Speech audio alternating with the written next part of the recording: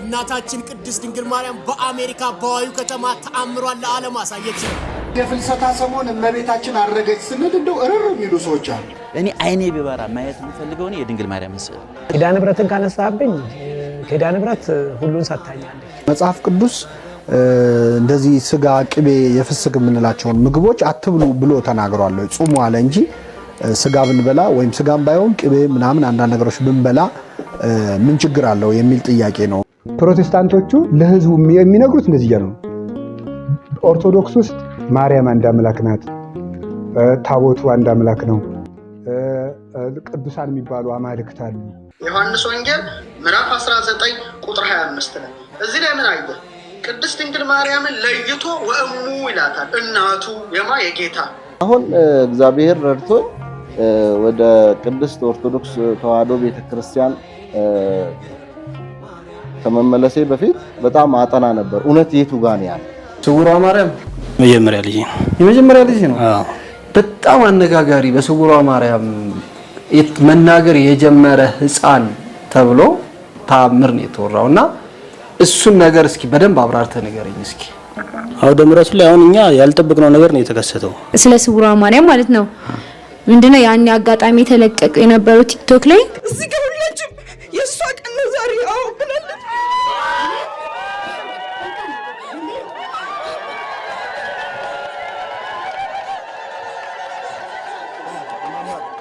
እኔ አንድ ተአምራት ልንገራችሁ። በዚህ በዓለም አቀፍ ታላቅ መጽሔት ላይ የወጣ አንድ ተአምራት ልንገራችሁ።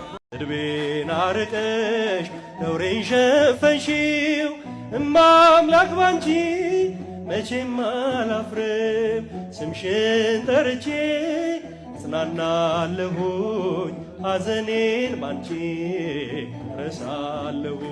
ሰላም ሰላም፣ ውድ የዚህ ቻናል ቤተሰቦች እንዴት ናችሁ? ከሰሞኑ እንግዲህ የዚህ ቻናል ላይ የሚለቀቁ ቪዲዮዎች ብዙም እይታ እያገኙ አይደለም። ምክንያቱም ደግሞ ላይኩ በጣም ትንሽ ስለሆነ፣ ስለዚህ ይህንን ቪዲዮ ላይክ በማድረግ ጀምሩ። ቢያንስ ከ1000 እና 2000 ላይክ በላይ ላይክ በማድረግ ጀምሩ። እናንተም እንዲሁም ለዚህ ቻናል አዲስ ሆናችሁ ሰብስክራይብ በማድረግ ጀምሩ። በዛሬው ዝግጅታችን እንግዲህ ስለ እመቤታችን ስለ ቅድስት ድንግል ማርያም የሚነሱ ሀሳቦች እንዲሁም ድንቅ ስብከቶችን እንዲሁም ደግሞ እመቤታችን ቅድስት ድንግል ማርያም ያደረገችውን ተአምር ከኢትዮጵያና እንዲሁም ደግሞ ከአረብ ሀገራት የተለያዩ ቪዲዮዎችን ዛሬ ይዤላችሁ ቀርቤያለሁ። ቀጥታ ወደ ቪዲዮቹ የምናልፍም ይሆናል። የፍልሰታ ሰሞን እመቤታችን አረገች ስንል እንደው እርር የሚሉ ሰዎች አሉ። ወደ ሰማይ አሁን ሰማይ ለሷ ቁም ነገር ነው። ራሷ ሰማይ አይደለች እንደ ፀሐይ ክርስቶስ የወጣባት። እንደውም እሷ ወደ ሰማይ በማረጓ እድለኛ እሷ ሳትሆን ሰማዩ ነው። አዲስ ሰማይ በማየቱ የታደለ ሰማይ እንጂ እመቤታችን ከሰማይም ከምድርም ምን ትላለች? ትበልጣለች። አትሌት ሻለቃ ኃይሌ ገብረስላሴ ስለ ኪዳነ ምሕረት ተናገረዋል። እንዲሁም ደግሞ መጋቢ አዲስ እሸቱ አለማየሁ ሰይፉ ላይ ቀርበውን ስለ እመቤታችን ቅድስት ድንግል ማርያም እጅግ ደስ የሚል ነገርን ተናግረዋል። እሱንም እንመለከታለን። ዲያቆን ቴዎድሮስ ዮሴፍን ዝማሬም ተከታትለን እንመለሳለን። አይኖቱ ነገ ይበራል ቢባል መጀመሪያ ማየት የሚፈልጉት ነገር ምንድነው? እኔ አይኔ ቢበራ ማየት የምፈልገው ነው የድንግል ማርያም ምስል ነው። እኔ ለድንግል ማርያም ያለ ፍቅር እስከሚባል አለ። እንደ ፍቅሬ ቢሆን ኃጢያተኛ ባልሆን እስካሁን ጠርታታ አነጋግሬ ነበር ብዬ አስባለሁ አንዳንድ ጊዜ። እና እኔ የድንግል ማርያምን ስዕል ባይ በጣም ደስ ይለኛል። ግን እኔ ይሄኔ በጣም አንገብጋቢ ነው እያልኩ አይደለም። ምክንያቱም እሷን ለማየት አይነ ህሊና እንጂ አይነ ስጋ ይሄኛው የነ ማዶና ነው ወይ እነ ቢዮንሴን አይን ለማየት ፊት ለማየት የሚያስፈልግ ድንግል ማርያምን ለማየት አይነ ልቦና ያስፈልግ። ግን እንደው ቢያንስ በአይነ ስጋ ስዕሏን ባይኔ በጣም ምደሰት ይመስለኛል። ኪዳነ ምሕረትን ካነሳብኝ ኪዳነ ምሕረት ሁሉን ሰጥታኛለች። ሚስቴን፣ ልጆቼን፣ ስራዬን፣ ሩጫዬን፣ ሁሉን ነገር ስጀምርም እዛ አካባቢ ነው። እዛው ነው ትሬኒንግ የምሰራው። እዛው ከሷ ከበታቿ ትሬኒንግን አድርጌ ከሷ እንትን ብዬ የምወጣባት ነው። ባለቤቴንም ሳገኛት እዛ ነበር እጃት የሚሄደው ከመጀመሪያ ማለት ጓደኛ በነበረ ጊዜ እኔ ስላደረገችልኝ ብቻ ሳይሆን ያው ኪዳነ ምሕረትን እንግዲህ ክርስትና ማን ነው ከኦርቶዶክስ ነው መቼስ ኪዳነ ምሕረትን ማርያምን እንትን ማይል ያለ አይመስለኝም። ከኪዳነ ምሕረት ጋር አሶሺየትድ ነኝ ልበል። በተለየ የሰንሻይን ኮንስትራክሽን ባለቤት አቶ ሳሙኤል እሱ ገብርኤል ነው ይዘጋሉ። ገብርኤል አይኔ አልዘጋም። አንተ ትዘክራለህ ልብላ ቢያንስ መጥቼ አሁን በልክ አልከኝ እኛ ቤት እንግዲህ ተዘክራለህ ማለት ያው የኪዳነ ምሕረት ዕለት አይ ቤት ውስጥ ያው እንግዲህ አይ ዝክር ቤቴ ማርያም አንቺን አይንኩብኝ። አይናችን ነሽ ማርያም በጣም ነው የምወደው። አይናችን ነሽ ማርያም አንቺን አይንኩብን፣ የተዋሕዶ ልጆች እንወድሻለን። ግቢ ከቤታችን በረከታችን ነሽ፣ በሐሴት ቀጠናል ስለወለድ። ቅድስት ድንግል ማርያም ያማለደቻችሁ፣ ቅድስት ድንግል ማርያም የደረሰችላችሁ እናንተም እንግዲህ ኮመንት ላይ አስቀምጡ። ድንግል ማርያም ያደረገችውን ተአምር ዛሬ የምንመለከት ይሆናል። እንግዲህ እንዲሁም በስውሯ ማርያም እመቤታችን ቅድስት ድንግል ማርያም እያደረገችው ያለችውን ተአምር በስውሯ ማርያምም እንዲሁም ደግሞ በሌሎችም ገዳማት እንዲሁም በውጭ ሀገራት እንዲሁም በኢትዮጵያ በእያንዳንዳችን ቤት እመቤታችን ቅድስት ድንግል ማርያም ያልገባችበት ያልባረከችው የለም። ባባዬ ማነው ስሙ? ሩፋኤል ያሬድ። ሩፋኤል ያሬድ። ይሄ ምንድን ነው የምታየው አሁን ቴሌቪዥኑ ላይ? የት ነው ይሄ ቦታው ንገረው። ስውሯ ማርያም። ስውሯ ማርያም። ስውሯ ማርያም መጀመሪያ ልጅ ነው። የመጀመሪያ ልጅ ነው። በጣም አነጋጋሪ በስውሯ ማርያም መናገር የጀመረ ሕፃን ተብሎ ተአምር ነው የተወራውና እሱን ነገር እስኪ በደንብ አብራርተህ ንገረኝ እስኪ። አውደ ምሕረቱ ላይ አሁን እኛ ያልጠበቅነው ነገር ነው የተከሰተው። አሁን ማይኩን መቀበሉ እዛች ጋር የተናገረው በስመ አብ ማለቱ ለኛም ራሱ ግራ ነው ያጋባን ያስደነገጠንም። እንደገና ከመጀመሪያ በስመ አብ አይልም ነበር አይልማ። ከዛ እንደገና ደግሞ ከወጣለት በኋላ እንደዛ ከብሎ ከወጣለት በኋላ ምላሱን ሁሉ አሞት ነበር። ምላሱን በእኛ ልብስ ላይ እየጠረገ ጨርቅ ላይ እየጠረገ ነበር። በሱም ልብስ እየጠረገ በኔም ልብስ እየጠረገ ነበር ምላሱን ራሱ መንፈሱ ከወጣለት በኋላ ማለት ነው። እንደገና ከዛ በኋላ ያለው ነገር ያው እርጋታው እንዳልኩ እርጋታው ንግግሩም ያው በደንብ ነው የሚናገረው። እርጋታም በደንብ ነው የተረጋጋው። ምግብም አይመገብ ነበር፣ ምግብም በደንብ እየተመገበ ነው ያለው። ሽሮ አይወድም ነበር፣ እንጀራ አይወድም ነበር። አሁን የሚወደው ምግብ አሁን ስለ ስውሯ ማርያም ማለት ነው ምንድነው ያን አጋጣሚ ተለቀቀ የነበረው ቲክቶክ ላይ ያው ከመቤታችን ከስውሯ ማርያም የመጀመሪያ የገዳማ ቃል ኪዳኑ አንዱ ላላስምረው ደጄን አላስረግጠው ራሱ ላይ አሁን እኛ ያልጠበቅነው ነገር ነው የተከሰተው። አሁን ማይኩን መቀበሉ እዛች ጋር የተናገረው በስመ አብ ማለቱ ለኛም ራሱ ግራ ነው ያጋባን ያስደነገጠንም። ይወራል እዚህ ጋር ሁላችሁም የእሷ ቀን ነው ዛሬ። አዎ ብላለች።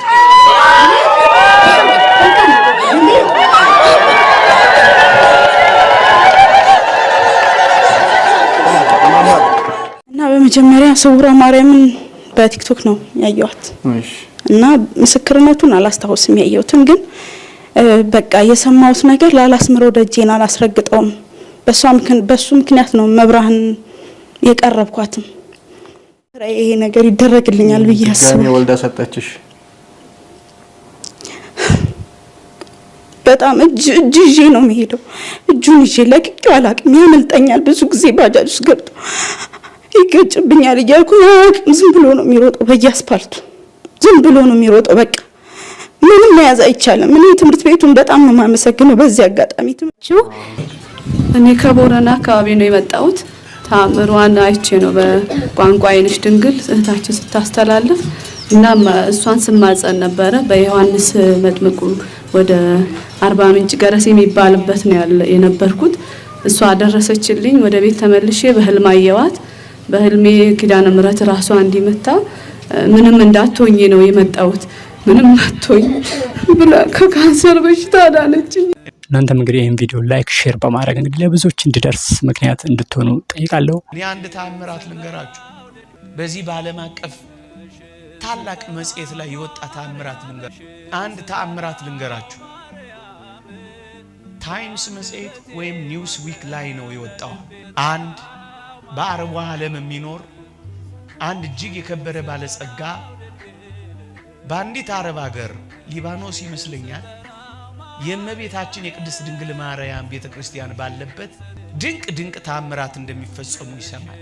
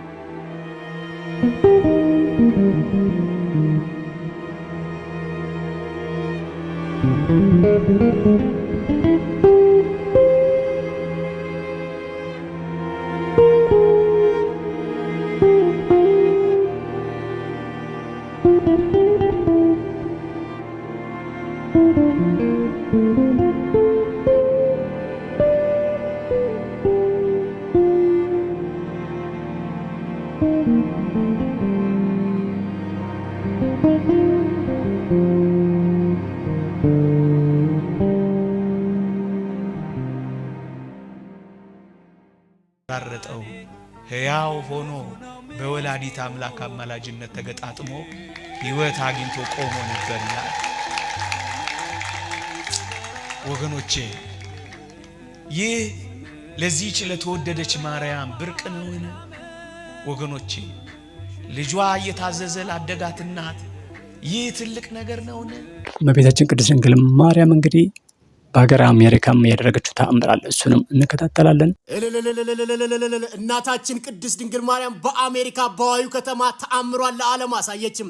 ይህን ቪዲዮ ሼር የማያደርግ ኦርቶዶክሳዊ እንዳይኖር ሁላችሁም ኮሜንት ላይ እመቤቴ አማላጅ ያላችሁ ታሪኩን አዳምጡትም። እንደ አውሮፓውያን አቆጣጠር በ1947 በእናታችን ቅድስት ድንግል ማርያም አምሳል የተሰራው ሐውልት በአሜሪካ በዋዩ ከተማ ነበር ተአምሮ የሰራው። ይህ በእመቤታችን አምሳል የተሰራ ሐውልት ህዝቡ እንዲመለከትና ፈውስን ያገኝ ዘንድ 100 ሀገራትን የዞረ ሲሆን በአሜሪካ በመጥምቁ ዮሐንስ የተሰየመው ቤተክርስቲያን ውስጥ ነበረ እመቤታችን ተአምሯን ያሳየችው። አይኗን ገልጣ የነበረችው እቺ የእመቤታችን አምሳል ሐውልት አይኗን ጨፍና መግለጧ ነበር በካሜራ ተቀርጾ ዓለም እየተነጋገረበት ያለው። ይሁ ምስክርነት ሲሰጡ የእናታችን የእመቤታችን ምልጇና በረከቷ ከኔም ከናንተ ጋር ሚኖር ተአምሯ ብዙ ነው፣ ተወርቷ አልቅም። በጣም ደስ ብሎኛል። ወደ ቀጣይ ቪዲዮ ደግሞ እናልፋለን። ዛሬ የሰማሁትን ልንገራችሁ። አንድ ሰው ለምስክርነት ቆሞ መጣ። ሚስቴ 4 ጊዜ ሰርጀሪ ተደርጋለች አለ። እጢ ለአራተኛው ሰርጀሪ ሆስፒታል ስንገባ 20 ሺህ ብር አምጣሉኝ አለ። 20 ሺህ ብር መስጠት አያቅተኝም አለ። እኔ ግን ንግግሬ የተወደድሽ ኪዳነ ምህረት ይቺን ሚስቴን እባክሽ ከዚህ በላይ ሰርጀሪ አትሰራ እባክሽን አንቺ ፍቻት እያልኩ ሆስፒታል ውስጥ እመቤታችንን ማናገር ጀመርኩ አለ። የሪፈር ወረቀቱን ይዤ እኔ ግን የምነጋገረው ሚስቴን አንቺ አድኝልኝ እያልኩ እያወራው ባጃጅ ውስጥ ገባንና አለ ወደ ኪዳነ ምህረት ቤተክርስቲያን ሄድን አለ። በሸክም ነው ያለችው አለ። ልክ ኪዳነ ምህረት ቤተክርስቲያን ስንገባ በሸክም የነበረችው ሚስቴ ቆመች። እግዚአብሔር ያሳያችሁ። እጅግ ብርቱ የሆነው ምናልባትም ወደ ካንሰር ይቀየር የነበረው ያ እጢ የት እንደገባ አይታወቅም። 3 ወር ሙሉ ስለቴን ለመፈጸም ታገስኩ አለ። አሳየዋት አለ። ይህች ሴት ልክ ኪዳነ ምህረት ግቢ እንደወሰድኳት እኔ ያየሁትና ማምነው አለ የተወደደች ማርያም ሰርጀሪ እንደሰራቻት እርግጠኛው ሆንኩኝ አለ። ከ3 ወር በኋላ ጤናማ ናት አለ። 20 ሺህ ብሩን ለሆስፒታል መከፍለውን ይሄው አምጥቻለሁ ብሎ ዛሬ ነው። የተወደዳችሁ ኦርቶዶክሳውያን ይህቺ ማርያም ይህቺ ቅድስት ድንግል እንዴት ያለች በረከታችን እንደሆነች ከቅዱሳት መጻሕፍት ጥቅሶች በላይ እንደሆነች አያችሁ ወገኖቼ። ለቅዱስ ጳውሎስ የተሰጠው ጸጋ መጽሐፍ ነው። ለቅዱስ ጴጥሮስ የመንግስተ ሰማያት መክፈቻ ቁልፎች ነው። ለቅዱስ ሚካኤል ምህረት ነው። ለቅዱስ ገብርኤል ብስራት ነው። ለዚህች ለተወደደች ቅድስት ድንግል የተሰጠው ጸጋ እኮ የሰማይና የምድር ሀብት እኮ ነው። ከሰሞኑ እንግዲህ በዚህ ቻናልም እንደዘገብኩት እንዲሁም ደግሞ የኔታ ቲዩብ ላይም እንደተለቀቀው አንድ ፓስተር እንግዲህ ወደ ኢትዮጵያ ኦርቶዶክስ ተመልሷል። ይህም እንግዲህ እጅግ ደስ የሚል ዜና ነው። ፓስተሮች ወደ ኢትዮጵያ ኦርቶዶክስ ቤተክርስቲያን እየተመለሱ ነው። ኦርቶዶክስ ተዋሕዶ ቤተክርስቲያን ሳልመለስ በፊት በኢትዮጵያ ኦርቶዶክስ ተዋሕዶ ቤተክርስቲያን የትኛውም ደብር ላይ ሳልሳለም ቆሜ ሳልጸልይ እግዚአብሔርን ሳላመሰግን ያለፍኩበት ዘመናት በጣም ይቆጩኛል። ገብቷል? በጣም ያንገበግበኛል። በጣም እኔ አሁን የከሰርኩ ሰው ነኝ። እግዚአብሔር ካሁን በኋላ ምህረት አብዝቶልኝ ቸረኝነት አብዝቶልኝ ከካሰኝ ነው እንጂ በጣም የከሰርኩ ሰው ነኝ። እኔ ወጣትነቴን ያጣው ሰው ነኝ። ልክ እውርን ይመራዋል እንደሚል መጽሐፍ ቅዱስ እኔ ብዙሃንን አውቃለሁ ብዬ ሳላቅ ገብቷል?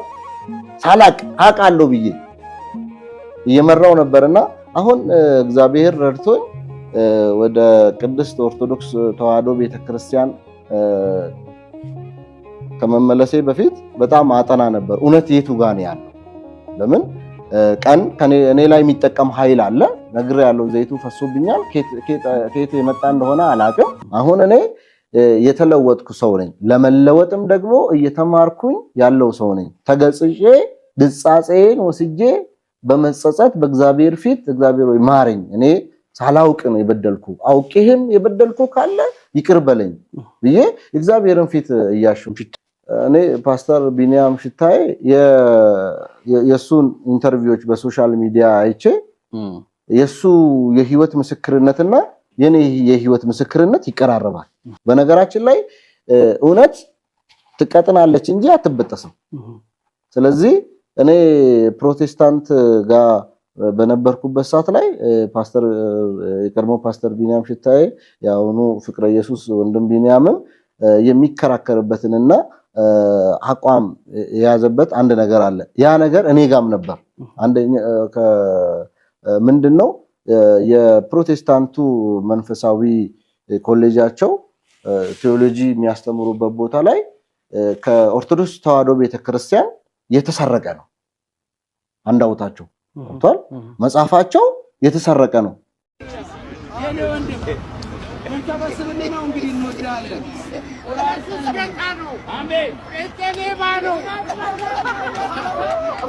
ፕሮቴስታንቶች እመቤታችን ቅድስት ድንግል ማርያም ከኢየሱስ ሌላ ሌሎች ልጆች አሏት ይላሉ። እዚህ ጉዳይ ላይ ደግሞ መምህር ሮዳስ ታደሰ ምላሽ የሚሰጡበት ቪዲዮንም ተመልክተን እንመለሳለን። የእናቱ እህት ነው ያላት።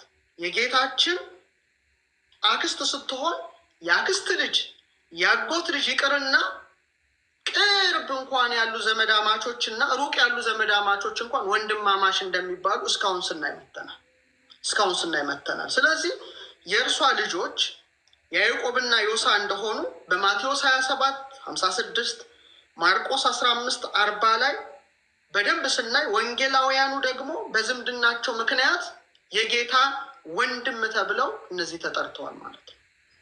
ስለዚህ እናታቸው የያዕቆብና የዮሳ እናት ማርያም የተባለችው የቀሌዮጳ ሚስት ማርያም መሆኗን ዮሐንስ በደንብ በሚገባ አስቀምጦልን።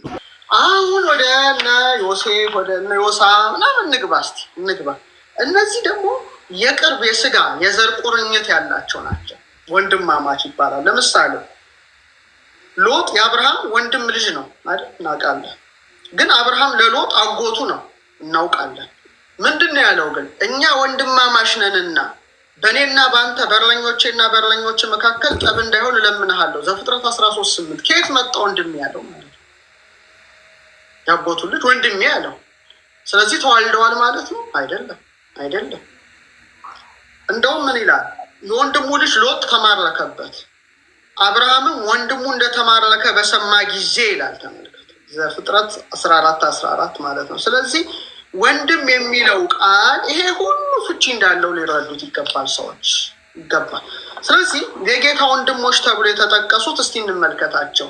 አንደኛ ታናሹ ያዕቆብ ነው፣ ሁለተኛ ዮሳ ነው፣ ሶስተኛ ይሁዳ ነው። ስለዚህ የስጋ ወንድሞች የእመቤታችን ልጆች ናቸው ማለት አይደለም። ከላይኛው እንደመጣ ነው። በፍጹም ተቃራኒ በሆነ መልኩ እናታቸውም በወንጌል ላይ ተጽፋለች። አሁን እሱን ነው ማንሳት ያለብን። በስጋ የወለደቻቸው እናታቸው በተቃራኒ መልኩ ወእህታ ለእሙ የእናቱ እህት ብሎ ዮሐንስ የጠቀሳት የቀሌዮጳ ሚስት የማርያም ልጆች መሆናቸው በትክክል እናውቃለን። የአክስት ልጆች ማለት ነው። ሎጥ ያጎቱ ልጅ ሲሆን ወንድሜ እንደሚባለው ማለት ነው። የአክስት ልጆችም ሁሉ ወንድሜ የሚባባሉ ናቸው። እስቲ እንመልከታቸው። አሁን እንግዲህ መጀመሪያ የጌታ ወንድሞች ከተባሉት ታናሹ ያዕቆብን እንመልከት እና ሌሎችንም በዛው ተመልካቾች እንትን ይበሉት እያስባለሁ። በዝርዝር እናት የማቴዎስ ወንጌል ምዕራፍ 27 ቁጥር 56 ላይ እንዲህ ይላል፣ ከእነርሱም መግደላዊት ማርያምና የያዕቆብና የዮሳ እናት ማርያም የዘብዴዎስም የልጆቹ እናት ነበሩ ይላል። እናስተውል። እዚህ ላይ የያዕቆብና የዮሳ እናት ማርያም ብሏታል። አስምሩበት ይሄን። አንድ ሌላው ማርቆስ ነው 15 ቁጥር 40 ላይ ሴቶችም ደግሞ በሩቅ ሆነው ይመለከቱ ነበር። ከእነርሱም በገሊላ ሳለ ይከተሉትና ያገለግሉት የነበሩ መግደላዊት ማርያም፣ የታናሹ የያዕቆብና የዮሳ እናት ማርያም፣ ሰሎሜም ነበሩ። ከእርሱም ጋር ወደ ኢየሩሳሌም የወጡ ሌሎች ብዙ ሴቶች ነበሩ። 2 እንቀጥል። 3ኛ ዮሐንስ። አሁን ዮሐንስ በደንብ ያስረዳናል። ወንጌል ዮሐንስ ደግሞ ምን አለ? በኢየሱስ መስቀል አጠገብ እናቱ እናቱ ካለ በኋላ የእናቱ እህት የቀሌዮጳ ሚስት ማርያም መግደላዊት ማርያምን ቆሞ ነበር አለ። በደንብ ነው ያስቀመጠልን። የዮሐንስ ወንጌል ምዕራፍ 19 ቁጥር 25 ላይ እዚህ ላይ ምን አየ? ቅድስት ድንግል ማርያምን ለይቶ ወእሙ ይላታል። እናቱ የጌታ።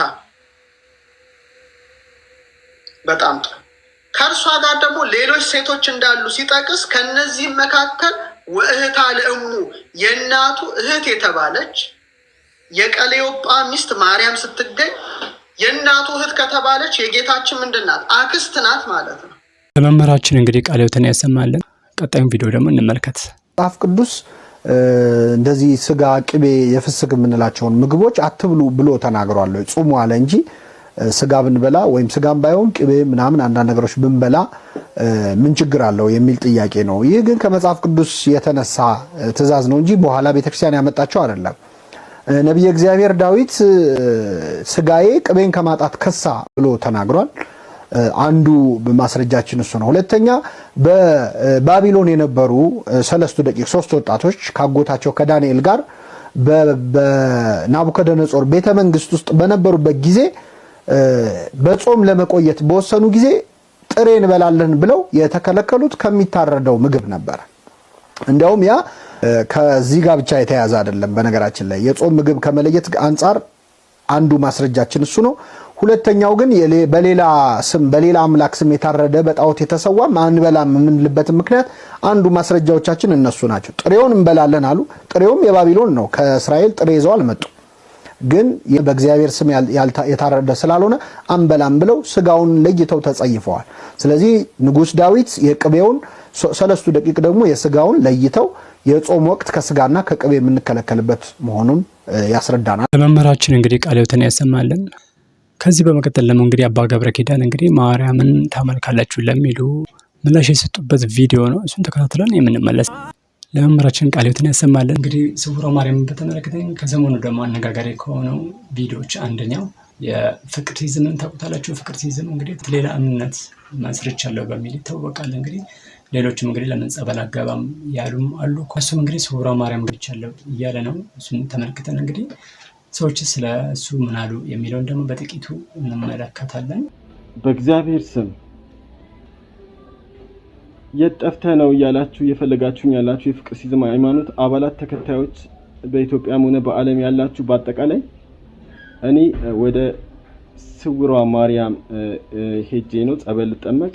እንዲሁም የነበረን ጉባኤም የተቋረጠው ወደ ጸበል ገብቼ ነው። ስለዚህ ከደብረ ብርሃን 8 ኪሎ ሜትር ርቆ የሚገኝ ገዳም ነው ስውሯ ማርያም የሚባል። እናቴና ቤተሰቦቼ ነው ወደዛ የወሰዱኝ። እግዚአብሔር ይባርካችሁ። ያው ይሄንን ከጀርባ የምትመለከቱት ሰው ፍቅርቲዝም ነው። በዚህ ሚዲያ ላይ ሲዘዋወር የነበረ ሰው ነው። በስውሯ ማርያም ተገኝቶ ጸበል ሲጠመቅ የሚያሳይ ፎቶ ነው። እንደ ክርስቲያን የቤተሰቡን ጭንቀት እንዲሁም ደግሞ ይህ ሰው ያለበትን ሁኔታ ተመልክቶ ቢያንስ በጸሎት ማገዝ እንጂ ይሄ ሰው ላይ መዘባበት እግዚአብሔር አይወደውም። ምክንያቱ ደግሞ ቤተክርስቲያን ሐኪም ቤት እንጂ ፍርድ ቤት አይደለችምና በመፍረድ ሂደት ውስጥ ብዙዎችን ከቤተክርስቲያን ሊመለሱ ያሉ ሰዎችን እናባረራለን፣ የተመለሱ ሰዎችንም ደግሞ ከቤተክርስቲያን እናርቃለን። ብዙዎቻችን ፈራጅ በመሆናችን ማለት በሚሰሩት ኃጢያት የሚሰሩትን ኃጢያት እየነቀስን እየወጣን ብዙዎቻችን ፈራጅ ነው እየሆነን ያለን እና ይህ ሰው ወንድማችን ደምሳሽ የፍቅር ሲዝም መስራች ማለት ነው መንገድ የጠፋበት አንድ ባካኝ ሰው አድርጋችሁ አስቡትና ከቻላችሁ መንገዱን አሳዩት፣ መንገዱን ጠቁሙት። ካልሆነ ግን እሱ ላይ መፍረዱን ብታቆሙ በተቻላችሁ መጠን። ማንም ላይ መፍረድ እንደሌለብን ደግሞ የሚያሳየው በክርስቶስ ቀኝ በኩል የተሰቀለው ወንበዴ ነው። ስለዚህ አንዳንድ ጊዜ ወንበዴ ነው ይሄ ሰው እንዲህ ነው ብለን የፈረድንባቸው ሰዎች ምናልባት ከኛ ቀድመው ገነትን ሊገቡ ይችላሉና ማለት እና በተሻለ መጠን ብዙም ባንመጻደቅ የተሻለ ነው።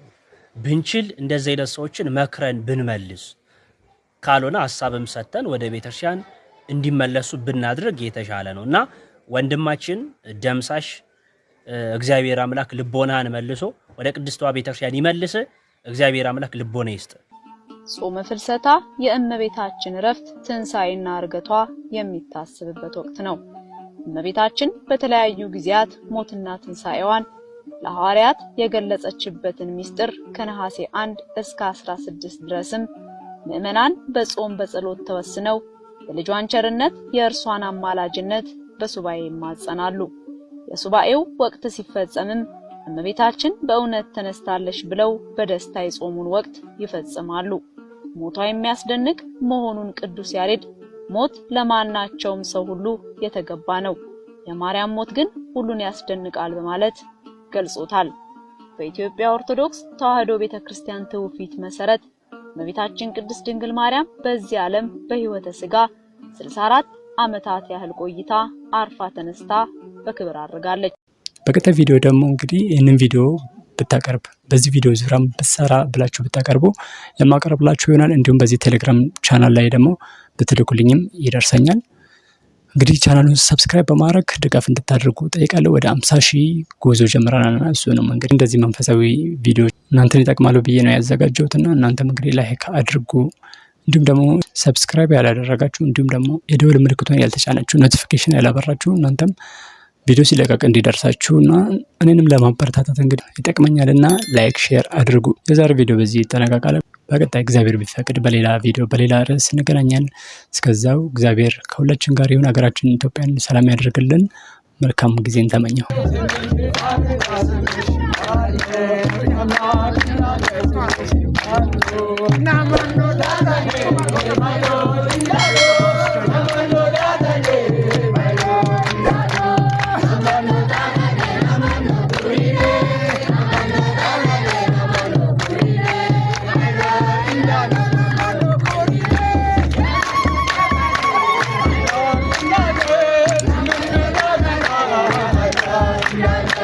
Yellon, no te vacilen, yellon, tak te vacilen, bastem, allen Xavier ulun, allen Geta ulun, allen Xavier ulun, allen.